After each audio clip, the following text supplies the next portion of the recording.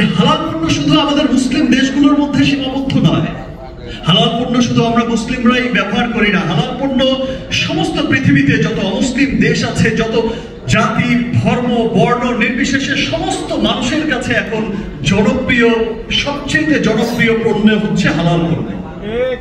আমি আগেই বলেছি যে হালাল পণ্য সমস্ত ক্ষতিকারক উপাদান থেকে মুক্ত একটি পণ্য।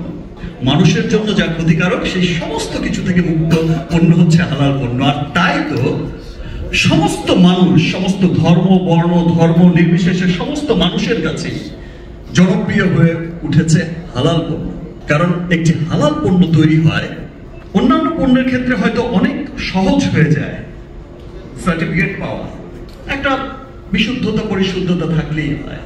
কিন্তু এই যে হালাল পণ্য উৎপাদনের ক্ষেত্রেও তাকে কিন্তু অনেক ক্রাইটেরিয়া মেনটেন করে তারপর সেই পণ্যটি উৎপাদন করতে, সেখানে শতভাগ শুদ্ধতা বিশুদ্ধতা এবং শতভাগ যদি সেই পণ্যগুলো না থাকে, ইনগ্রেডিয়েন্টস গুলো না থাকে, তাহলে সেটা কিন্তু সার্টিফিকেট পায় না।